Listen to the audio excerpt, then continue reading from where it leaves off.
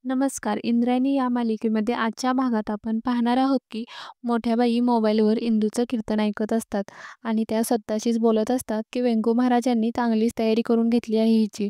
तितक्यात प्रेमनाथ तिथे येतो आणि मोठ्या बाईंना म्हणतो, "सासूबाई, एक गुड न्यूज आहे." मोठ्या बाई म्हणतात, "माझ्या फायद्याची असेल तरच बोला, नाहीतर निघा." तेव्हा प्रेमनाथ म्हणतो, "अहो, आपल्या फायद्याचीच आहे. अहो, त्या तालुक्याच्या न्यू कल्चरल सेक्रेटरी आहेत ना, त्यांचा फोन आला होता. त्यांना आपल्या पाठराखीणबाईंचं कीर्तन करायचं आहे." तेव्हा मोठ्या बाई विचारतात, "मानधनाची रक्कम सांगितली का?" प्रेमनाथ म्हणतो, "हो, मग 5,000 जास्त सांगितले." मोठ्या बाई विचारतात, "मग काय प्रॉब्लेम आहे? डन करून टाका." प्रेमनाथ म्हणतो, "तुमचे ते धाकले धीर परमपूज्य व्यंकट महाराज." मोठ्या बाई म्हणतात, "त्यांची भीती मला नका दाखवू."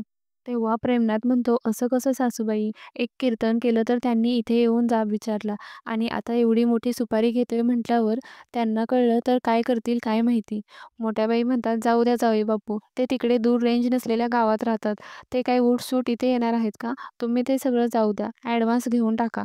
तेव्हा प्रेमनाथ खूप खुश होतो आणि म्हणतो, "हे बेस्ट आहे." आणि स्वतःलाच म्हणतो, "विंचे सरकार लागा कामाला."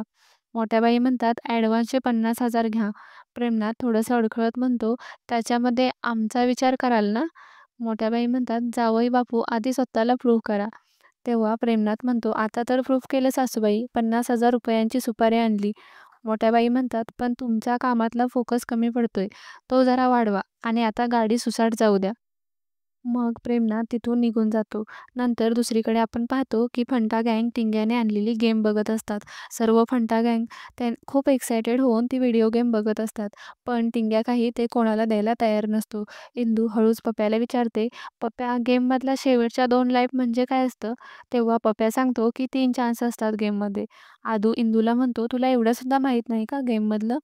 पप्या हसत म्हणतो, "इंदूला हे माहीत नाही तर गेमच माहीत नसणार." आणि ते सगळे तिच्यावर हसायला लागतात. तेव्हा इंदूला खूप राग येतो आणि ती टिंग्याच्या हातातून गेम ओढून घेते आणि म्हणते, "मला सगळं माहीत आहे आणि मी मेन आहे, हे लक्षात ठेवा."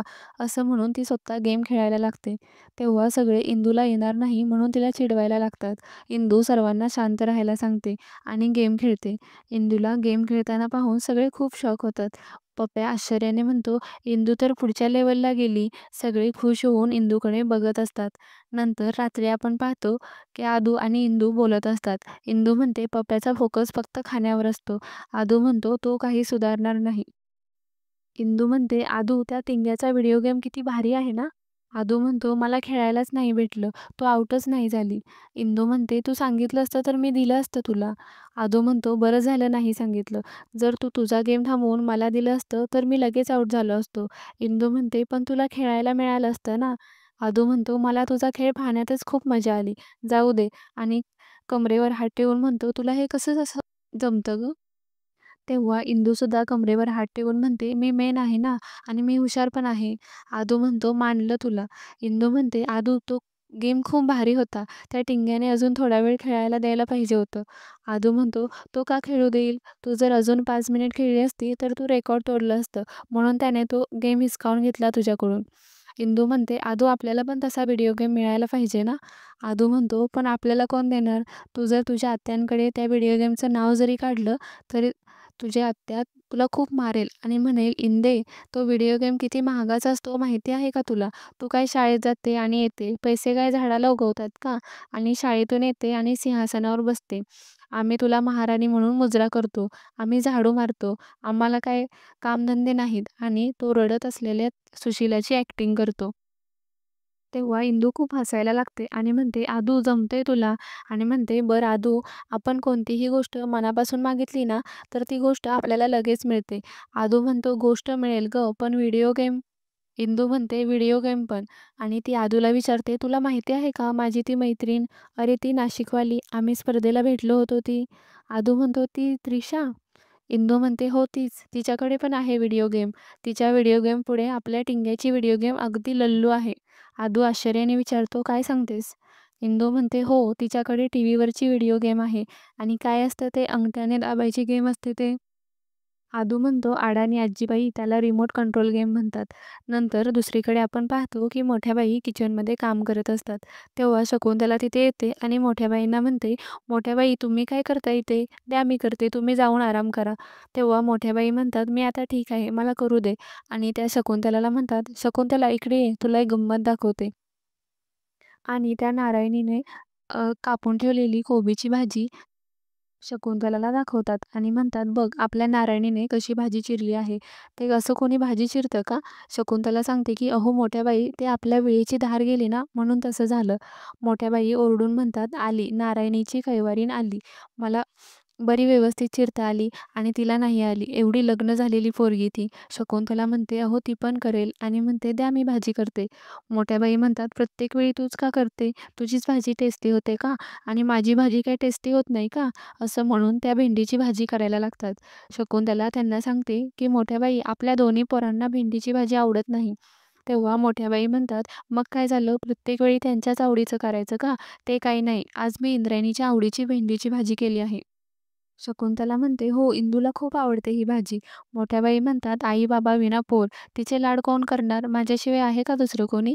शकुंतला मनातच म्हणते, की मोठ्या बाईंचं मन तर अगदी बदललं आहे. त्या इंदूसाठी किती करतात. विठुराया पावलास रे बाबा. नंतर आपण पाहतो, की इंदू आणि आदू घरी येतात. आदू भूक लागली म्हणून घाईघाईने घरी येत असतो. पण इंदू त्याला स्टॅच्यू म्हणून थांबवते आणि म्हणते, "एक वेळ उशिरा जेवलास तर काय होईल?"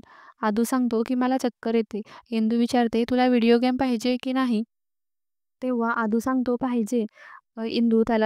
इंदू त्याला गो म्हणते आणि परत स्टॅच्यू करते आणि म्हणते, "ज्याला व्हिडिओ गेम पाहिजे असेल त्याने माझ्यासोबत यावे."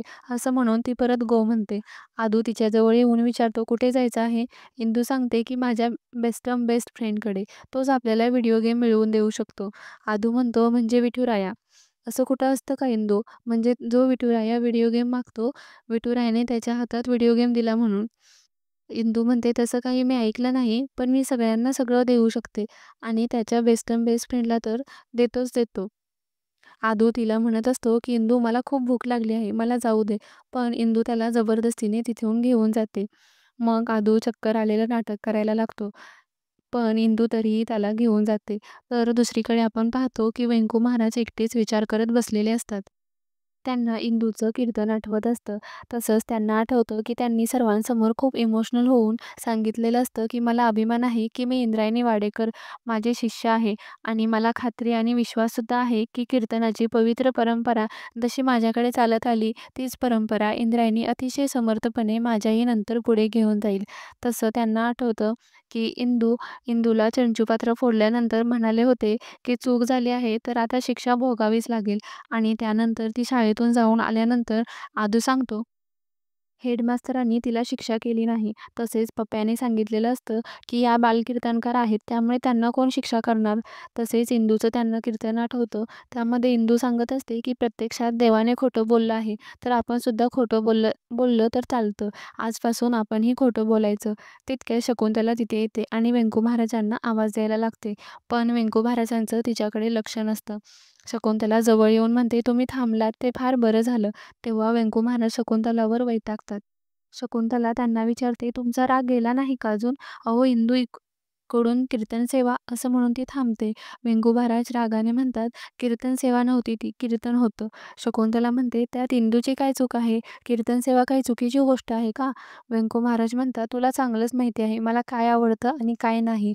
पण आपल्या जवळचा माणूस आपल्याला जेव्हा होतो ना, तेव्हा फार दुःख होतं आपल्याला."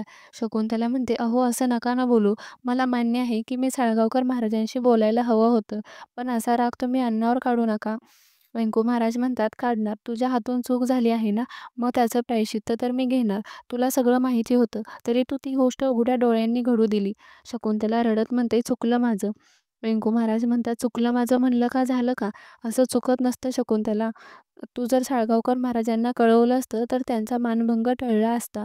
एवढा मोठा कीर्तनकार आपल्या देवळात आला कीर्तन करायला, तर त्याच्या कीर्तनाकडे गावातल्या लोकांनी पाठ फिरवली. काय राहिलं आपलं?" शकुंतला म्हणते, "असं नाही, सगळ्या गावात महाराजांच्या कीर्तनाचे खूप बोर्ड लावले होते. 17 वेळा लोकांना जाऊन सांगितलं होतं कीर्तनाचं." तरीही कोणी आलं नाही. मुद्दाम नाही केलं आणि तिकडे इंदूचं कीर्तन, बोर्ड नाही, काही नाही, ऐनवेळी ठरलं होतं, तरी खूप गर्दी झाली होती. वेंगू महाराज म्हणतात, ऐनवेळी ठरलं होतं, की उलट वहिनींनी पूर्वनियोजित ठरवलं होतं, ते फक्त त्या विठुरायालाच माहिती. आणि ते म्हणतात, शकुंतला, आता तू जे काही बोलते आहेस ना, या सगळ्याची मला तुझ्याकडून अपेक्षा नव्हती, असं म्हणून ते तिथून निघून जातात. आणि आजचा भाग इथेच संपतो. धन्यवाद.